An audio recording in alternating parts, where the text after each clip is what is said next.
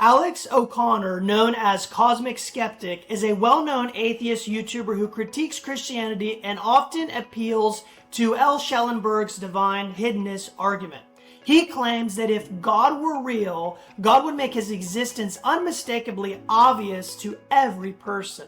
This is an atheist attempt to undermine the truth of God's existence, but after we listen, I will offer a response, a rebuttal, showing why this argument ultimately fails. Divine hiddenness can be stated as follows. Premise 1. If there is a God, he is perfectly loving, something I'm pretty sure Jonathan agrees with.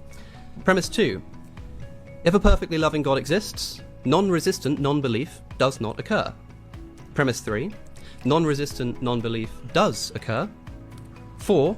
Therefore, no perfectly loving God exists, and the conclusion from the first premise is that therefore there is no God.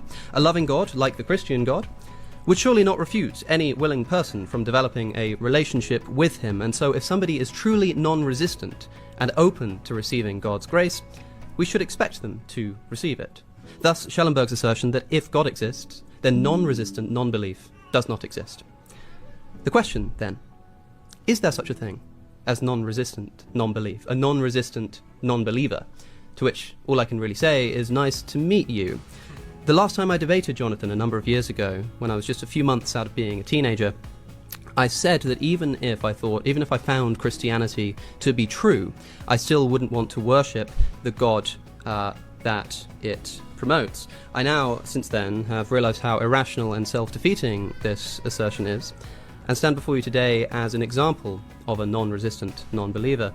I think it would be great if God existed. I really do. I would absolutely love to escape death. I would relish being the recipient of unconditional love. Less selfishly, I would love to be able to worship that which deserves to be worshipped. I just don't think it's true.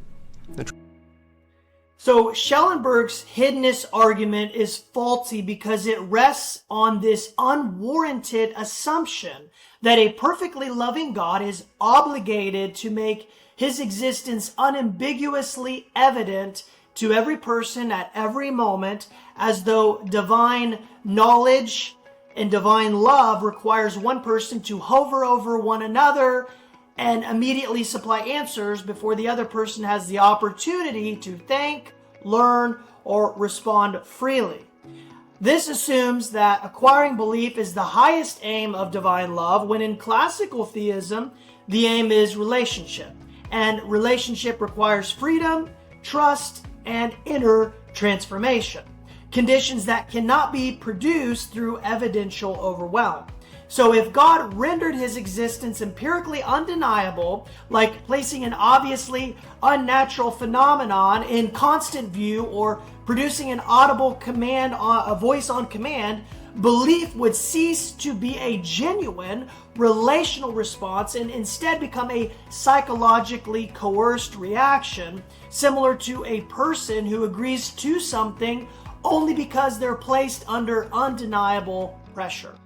The argument of Schellenberg also depends on the existence of what Alex O'Connor talked about himself being a non-resistant unbeliever.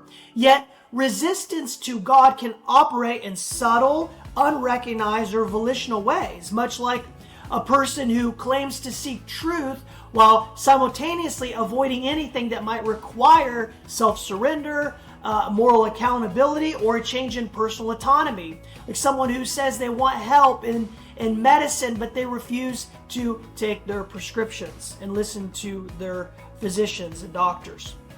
So divine hiddenness is therefore not evidence of indifference, but rather space that allows each person to respond freely without compulsion or domination. Finally, Schellenberg reduces divine communication solely to constant, direct evidence, ignoring that within theistic frameworks, God engages persons indirectly and progressively or analogically through conscience, moral awareness, beauty, and historical revelation, rather than through continuous spectacle.